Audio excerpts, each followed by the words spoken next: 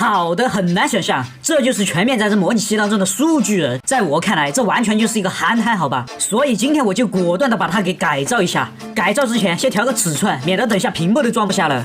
改造第一步，先改造发型。不管怎么说，我觉得树人都用树当武器了，那么他的发型不应该是个人猿泰山一样的发型吗？哎，这样看上去就非常的有野性，有没有？既然发型都乱了。在我看来，树人应该是具有野人属性的。还是那句话，他都用树来当武器了，还会在意穿什么吗？所以动物毛皮和动物骨骼就是他唯一的选择了。毕竟树人是来自蛮荒之地的，而不是来自文明世界的，好吧？好吧，我们先暂时把他的树给他取了。那么除了给他戴上一个动物的头骨腰带，我还要在他腰间加上一对长毛象的牙齿。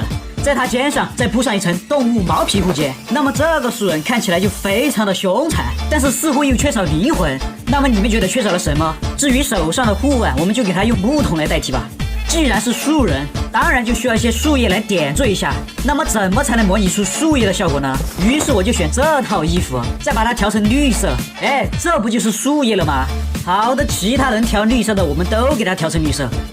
接下来还有一个问题，就是树人平时穿鞋吗？我去，这个问题就连野人都不喜欢穿鞋，何况是树人？我果断给他脱了，好吧？那么接下来还剩最后一步，就是给他选一个头盔。经过长达2个小时的纠结，我最终给他选择了一个这个鹿角头盔。其实看上去还挺霸气的，觉得不好看的你们就忍一忍吧。那么接下来我们还是把他的武器给他装备上。这一次我选择双持武器，左右手各一根树，结果他瞬间就招求不住了。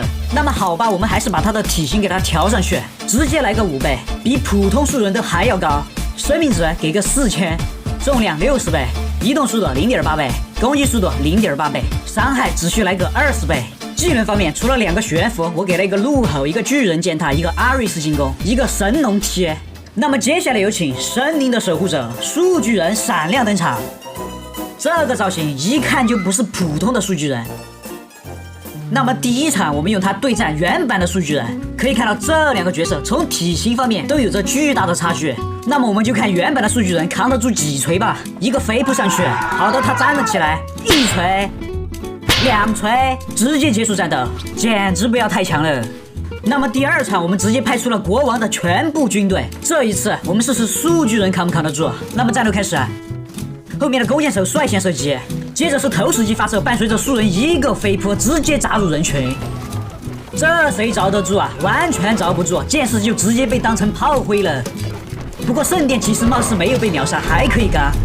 然而国王早已不见了踪影，我也没有看清楚，多半是被秒了。